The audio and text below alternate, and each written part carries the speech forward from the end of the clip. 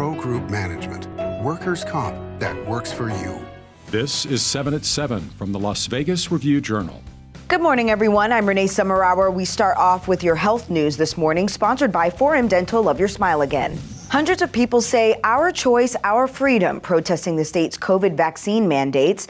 This is a protest Sunday night when a group met outside of the ARIA to show that they don't support Governor Steve Sisolak's COVID vaccine mandate for certain state employees. Last month, Sisolak required vaccines for all departments of corrections employees and those working with at-risk populations in state-operated detention and healthcare facilities. And the approaching flu season has healthcare workers nervous about a twindemic. Health officials say COVID restrictions led to the flu being practically non-existent. One family practitioner said that because people weren't exposed last year, there could be an increase in flu cases this year. Now to your top stories brought to you by Nevada Hand's Silver Sky Assisted Living Community. Learn more at nevadahand.org. A domestic battery call leads to a man being shot and killed by a Nevada Highway Patrol officer Sunday morning. Police responded to reports of a man striking a woman in a gray Toyota Corolla on Lake Mead Boulevard. Troopers pursued and a man was shot and taken to University Medical Center where he was pronounced dead. Officials have not released any information on what led up to the shooting. The Silver State fighting climate change with greener energy. Nevada is getting ready to expand lithium production, critical to green technology and electronics. Review-Journal's Jen Ah explains. Good morning, Jen. Good morning, Renee. As you know, there's a global demand for cleaner energy from electric cars to smartphones. Fittingly, here in the Silver State, this silvery chemical element lithium is expected to see its production skyrocket. Many state leaders, including Governor Sisolak, are in support of it.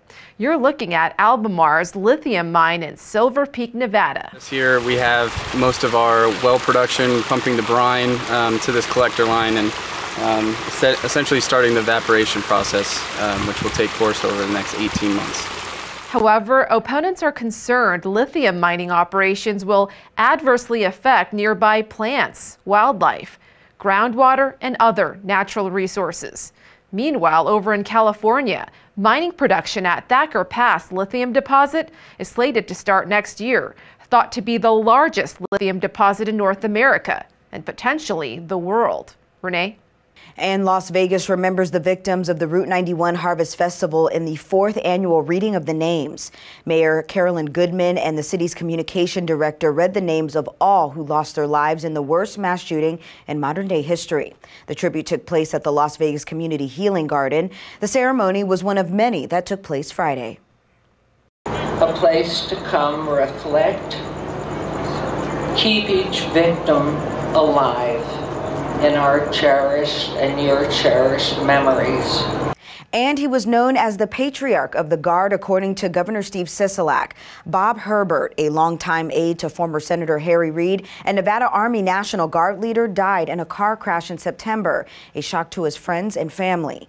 A memorial service was held Saturday at the Las Vegas Readiness Center. He was 64 years old, had served in the Army for 42 years, and had worked for Reid from 2001 to 2017. And the Golden Knights show their support for the community. Former defenseman Derek Engelland, as well as some team broadcasters, visited first responders at the Metro and Clark County Fire Station 22. They signed autographs and tried some of the fire department's equipment. Game tickets were also donated through the Knights Salute program. Now it's time to take a look at your local weather forecast, sponsored by 1 Hour Air. No matter the season, no matter the reason, 1 Hour Air is here for you. Happy Monday, everyone. After a beautiful weekend, we do see some showers in the forecast. Today, partly sunny skies, calm winds, and a high of near 90 degrees. But this afternoon into the evening, a 20% chance of rain after 2 p.m. For the rest of the week, rain chances increase by Tuesday by 60%, temps staying in the low to mid 80s. Then we begin a cooling trend starting Friday. Evening lows this week, mid to upper 60s. Sports, sponsored by Station Casinos, STN Sports. Download the app and get a bonus up to $500 when you sign up. In the WNBA, the Aces lost 87-60 to the Phoenix Mercury in Game 3 of the WNBA semifinals. They face a winner-go-home Game 4 on Wednesday in Phoenix. And in the NFL, the Raiders made a late addition to the injury report, listing fullback Alec Ingold as questionable for tonight's game against the Chargers. Be sure to check out Vegas Nation Game Day live, streaming on YouTube, vegasnation.com, and the Vegas Nation Facebook page at 3:45 for all of your Raiders pregame news. Sports betting sponsored by Las Vegas Paiute Travel Smoky and Cigar Shop. The Raiders are 3-point underdogs and plus 150 on the money line at the Westgate SuperBook for today's game against the Chargers in Los Angeles. The Chargers are minus 170 on the money line and the total is 51.5. Some prop bets include, will Derek Carr have more than 286.5 passing yards, and will Darren Waller have more than 69.5 receiving yards? Follow the betting action throughout the game on the Bad Beats blog on LVRJ.com. In your lifestyle news, the Rise Festival lighting up the skies with hundreds of lanterns near Jean.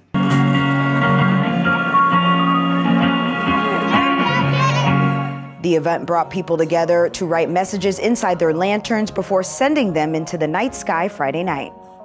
And also this weekend, Water Street Plaza was packed with hundreds of classic cars for Henderson's Hot Rod Days, bringing in some big crowds. It was a weekend of fun, car lovers of all ages, of course, and the festival included classic, custom, and muscle cars, as well as plenty of music, food, and drinks. In your business news, sponsored by Bank of Nevada, Bank on Accountability, the largest gaming trade show in the world is back in town. Industry professionals are gathering this week at the Venetian Expo for the Global Gaming Expo. The speakers will include the CEOs of MGM Resorts and Wynn Resorts, along with Governor Steve Sisolak, Congresswoman Dina Titus, Michael Bidwill, owner of Arizona Cardinals. The Review Journal is owned by the family of Dr. Miriam Adelson, majority shareholder of Las Vegas Sands, which operates the Venetian Expo. In your entertainment news, sponsored by DiscoverYourNevada.com, brought to you by Travel Nevada, the show that brought elaborate murders to Las Vegas is back for more. CSI Vegas is set to premiere on CBS this Wednesday, 21 years to the day after the original CSI first hit the airwaves. So with CSI Vegas, you've got Grissom and Sarah coming back to town to investigate a case that really questions everything they and the crime lab did over the 15 seasons the original show was on the air. You'll see that the technology's changed dramatically since then.